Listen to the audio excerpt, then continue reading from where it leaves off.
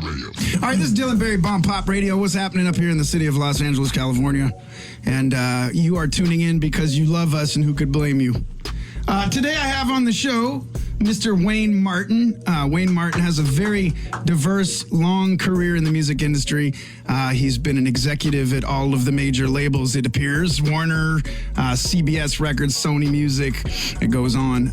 Also in the indie music side, which we love, as a senior vice president at a few different companies. Knitting Factory was one of those, yeah? That's true. And then I can't say the other one. Shanachie. Shanachie, it's a Gaelic word. Shanachie. Okay, yeah. I should know that because I'm Scot-Irish. See? Isn't that Gaelic? Yeah, kind of. See, I should know that too. You should. This is... You look what we learned today. You know what I mean? That's a lunch. It's good. Let's go get lunch. Let's do it. We also have Luke Danilon in the house today. And Luke is the former national marketing manager for Live Nation, House of Blues Touring. He also has done a bunch of different things, independent music festivals for SiriusXM, Red Bull, Pepsi, MTV, so on and so forth. He is now a artist manager with the band Nikki's Wives, who's sick and ridiculously good. Thanks, bro. You're welcome, buddy. And Ghost Rocket Music is your company, and I wanted to bring you guys in here so we could kind of share two perspectives, right? We've got the creative executive perspective, and then we've got the live touring side. So, Wayne, let's talk about you, man. Mm-hmm. So, what is it that you are doing right now? Okay. So M3 is three capabilities. So we are an artist management firm. We just signed someone out of Nashville last month to kind of kick off the year. Singer-songwriter in that kind of pop country vein.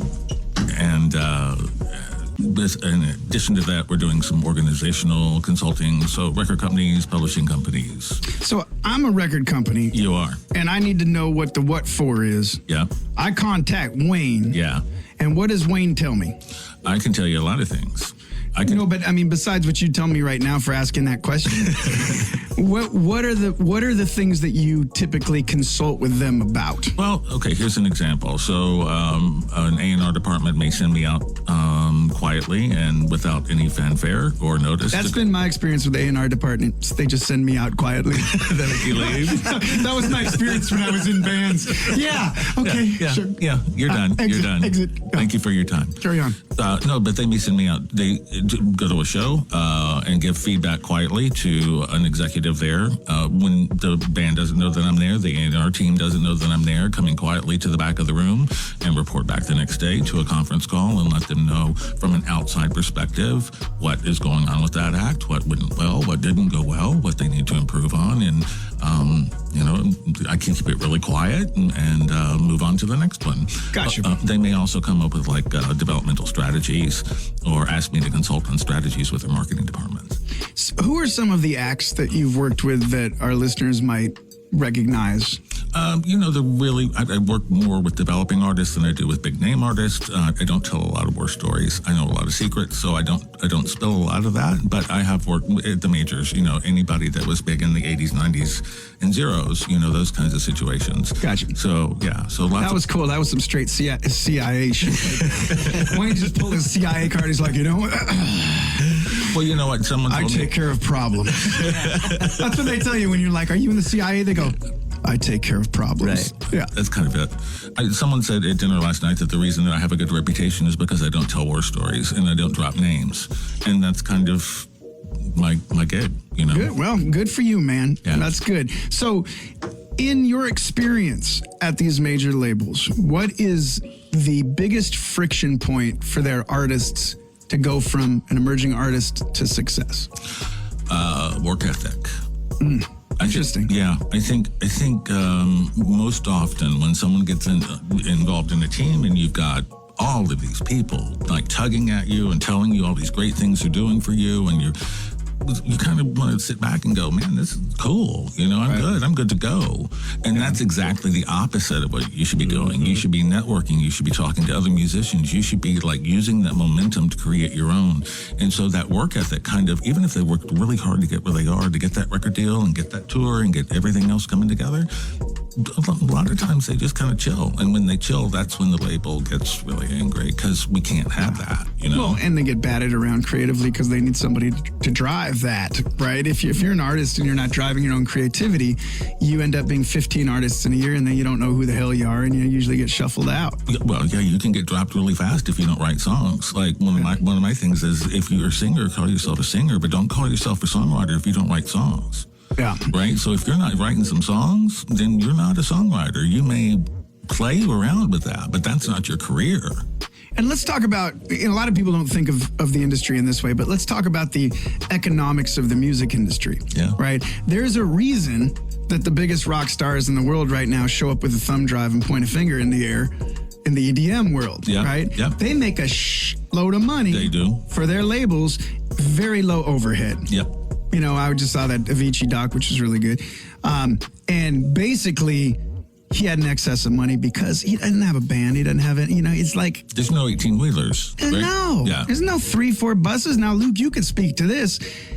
Normal tour, 2 buses, band, crew, 18 people on the tour. What is the normal expense per show you're looking at? Per show, you can range anywhere from just to run the operations of the tour, anywhere from like 25 to 50 grand for like a club and theater level. Per show. At a zero for arenas. So you take a band, even a band that might be at a mid-level packing 1,500, 2,000 person rooms. Has somebody like Three Doors Down 5-10 years after their biggest success. Right. You're doing 30 to 50 grand a show. I mean, an overhead, yeah? Yeah, there's a lot of variables. It just depends on what you want. Production's one of those X factors. Do you want all the crazy lighting package? Are you going to bring in set pieces, all that kind of stuff? Everything you bring out has to be taken with you everywhere. So the more you bring, the more your expenses are going to be. And when you start getting into like trucks, that's when it gets really expensive, Right. So artists, if you've come up with this wonderful idea of being different and having a 16-piece horn section, just understand that's an extra 2 buses and an extra 16 to 20 to 30 grand you need to make in your guarantee to get booked. And if you're not going to fill the room, if you're not filling a 4,000, 5,000 person room, forget about it.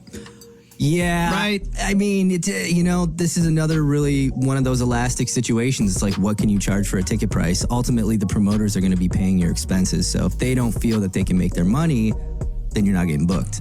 Right.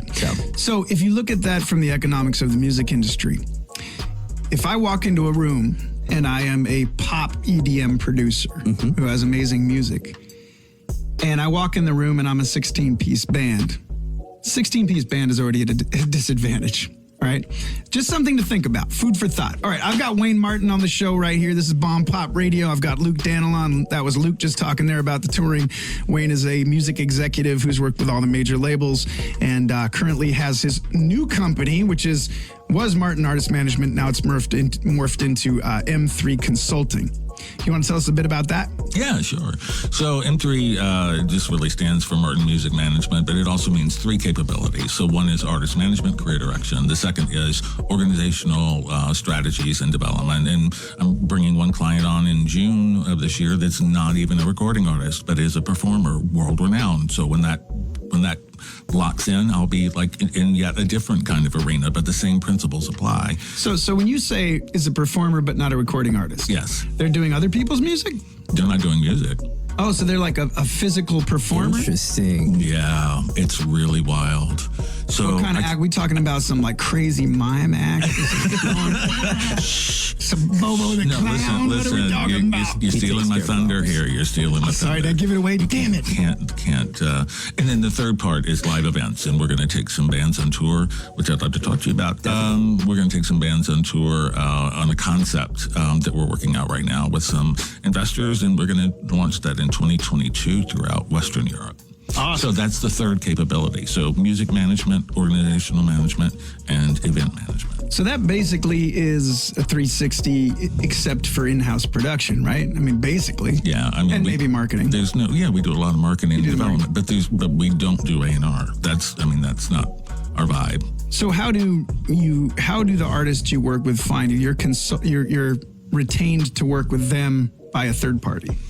I can be. I get about 300 submissions a year, and I usually take on 3 to 4 clients. Gotcha. I got 11 projects right now for 2019. Awesome. And can you talk about any? I know you're CIA, so you can't. I am drop CIA. names. I can't talk about my Nashville guy, Dominic Calisi. So he's going to be doing some work. I'm in LA to meet with some producers, and we're talking about his first recording. So it's very cool. Awesome. Well, speaking about Nashville, we got some Nashville in the house over there. Cage. She's a fancy, famous radio personality. Say hi, Cage. Actually, from what station were you from, Cage? I-1067. I-1067 in Nashville. What up? What up? So anyway, holding it down up in here. Okay, Luke, Yes. tell me a little bit about what you are involved in these days. Right now I'm focusing a lot on artist management. I have a young band called Nikki's Wives who's been doing really well. They put out a song last year, got picked up by Tiesto.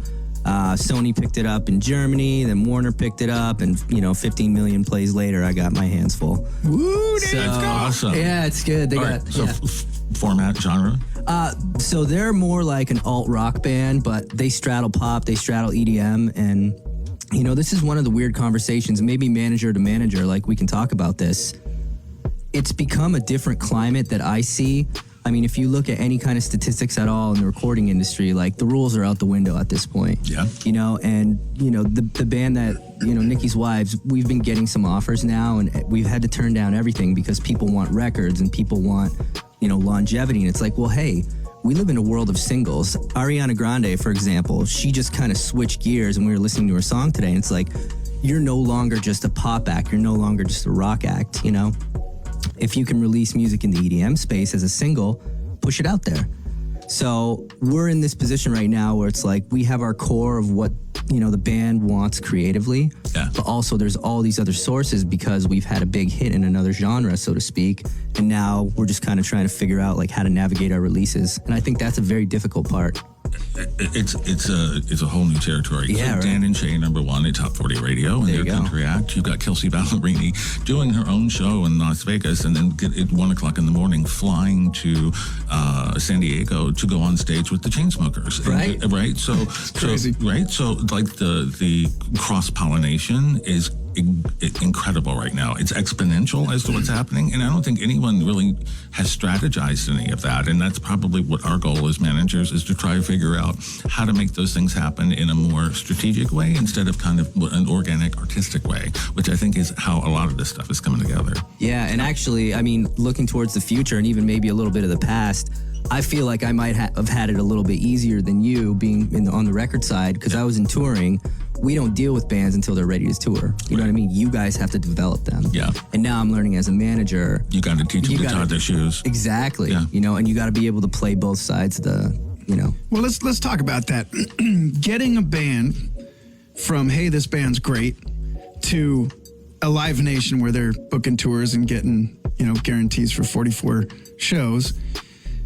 What are the steps, if you could bullet point them, that it takes to go from there to there, not including a little luck and... Well, it's a fair question, but the answer to that is that if there was a formula, I would have already put a patent on it, and I'd be on an island. You're damn right you would. It has to be individualistic. It has to be completely customized to what they bring to the table and what they don't. So you always turn up the volume on the things that are their strengths, and you always turn down the volume on the things that are their weaknesses. And that could be creatively, that could be personality, that could be a lot of different things. And so to say that everyone follows the same path, it's kind of like when you've got a rock star manager and you get signed to them, and then the band is like, well, you're going to do for me what you did for them. And it's like, no, you're not the same people. It's not the same sound. You don't have the same personality. You don't have the same look or drive. You don't have the same fans. So how would I do it exactly the same way? So that was just kind of a big circle around your question to say there's no answer, in my opinion. absolutely. Oh, I couldn't agree more. Really? Definitely. Every project's been different. Yeah. I disagree. No, I actually agree with I was you going to guys. say, I'm do you just know messing around. something we I just don't thought know? I'd go Yeah, there with teach that. me. No, actually, there's a recipe. It's called K-pop. Where the fuck you guys been? That will do it. Yeah. Anyway, no, but there are those recipe acts, but that's not the world we live in, is it? We're dealing with artists that aren't plug and play. What is one of the biggest misconceptions that you've run across with new artists as to what their responsibility is to their own career? We used to have a saying back at Sony, and that was like, if you show up to the conference room and you're not going to participate in your own career, we're not going to participate in it with you. Definitely. Right? So, like, you have to be engaged, and you have to learn things you don't want to do, and you have to do things you don't want to do. And I think a lot of times when people say, hey, I wanted to be a recording artist, and now I'm a recording artist, how cool is that? Yeah. I really don't want to travel the day before and go in and get up at 5 o'clock in the morning to go on the air. I don't want to do that. Too bad. It's your job. Exactly. And you know what? When you think about that, think about the other, 360 days a year that you would have been serving food to people who have already made it. Right. And then think about how your life is now. And if you're a killer vocalist and you're supposed to sing on a morning drive show, you've got to get up at 3 o'clock and start warming up your coffee. You got to warm up your vocal cords. You can't just wake up and go sing. So your body's got to be moving and functioning. That blood's got to be flowing. You got to get ready to go in there and kill it, because this is your shot for people to hear you for the first time and hear what you're about. I mean, these moments. My thing is, be prepared for your moment. Mm-hmm.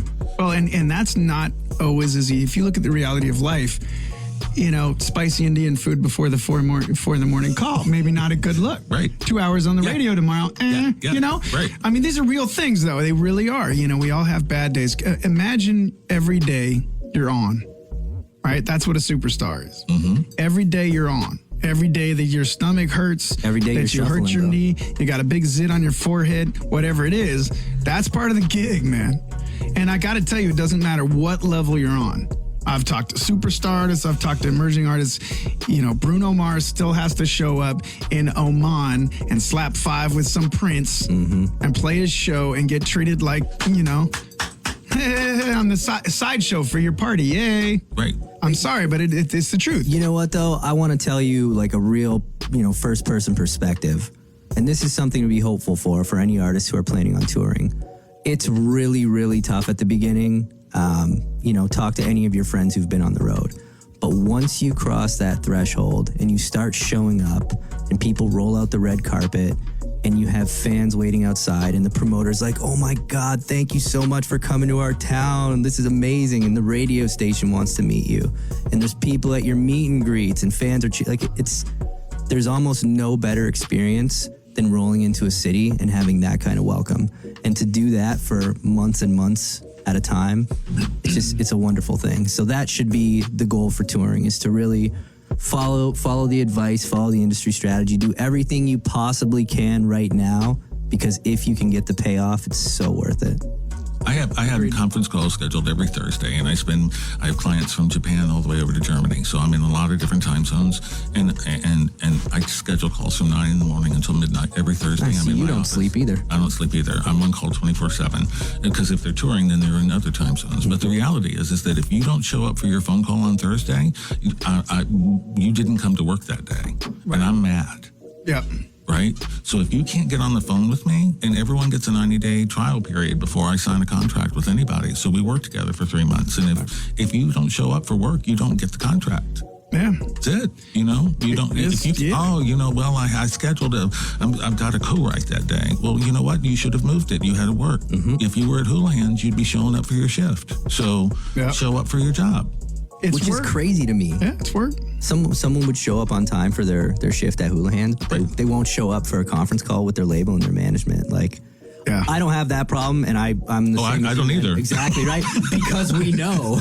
Yeah. We know. There's literally like 12 people that are not going to show up at Houlihan's today. They're like, I'm going to go be a singer. I'm out. I'm done. Let's go. Done. Sorry, Houlihan's. Look, the industry is just like any other industry, and actually it is life, and it's a parallel life, and there is no, you get to see these beautiful pictures and the lighting's all good, but you don't see everything behind the scenes. You don't see how much work people put in. It's funny. I interviewed the Chainsmokers on here a couple years ago, and they just got off tour, and the one guy started singing, right? I think he sang on, what was the song, Roses, or one, not Roses, what's the song he's singing on? Anyway, and because people said, you got to do this, you got to try. And I saw an article with him, and, by their public positioning is, hey, we're party guys and we're not on a party. And he's like, I've been training. He said, thank you so much for all the compliments on the Victoria's Secret thing. I've been training every morning for 2 hours with a vocal coach to try to sing these things properly. And he was horrified to go do these things. And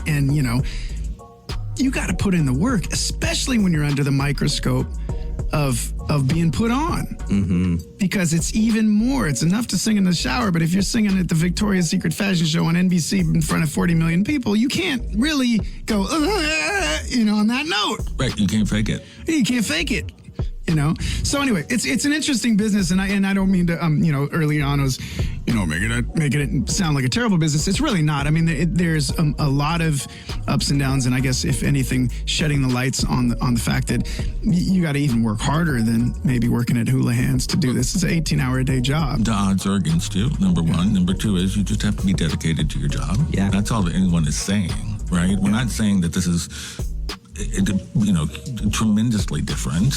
You got to be good at your job. If you want to keep your job at, Avon or anywhere else, you're going to work real hard to keep your job. So you got to work hard to keep your job. But the other part of it that factors in, and that's the wild card, is that fame will really screw some people up. Definitely. Unfortunately. And I'm a tour guide for that stuff because I've been through that stuff with people before, and I've held their hands and I've called people in rehab and, I've dealt with all of that insanity. And fame will mess you up, and you don't get that at Houlihan's or at Avon. No. No matter how you work, that's not going to happen. And it's a great thing to have fame, but there's, there are artists here in LA that don't leave home, and there's a reason they don't leave home. It's because they don't want to go out and deal with it. Yeah. I'm talking to Wayne Martin, major music label representative of the major labels for years, also indie music label executive, worked at the Knitting Factory and other companies, and also is a music licensing executive. You were at Harry Fox Agency, is this true? Yeah, it was, yeah. How was that experience? Wild. That was wild. Yeah. I'd like to hear about that off the record I still don't get exactly how Harry Fox does. There are people that work there that don't get it either. So I'm like, bro, I get ASCAP and BMI. What the hell is Harry doing? Yeah. So ASCAP and BMI, that's your radio, that's your performance, right? Yeah, that's I get that's that. all that stuff. Well, Harry Fox was founded for mechanicals, for all those royalties for everything you record, right?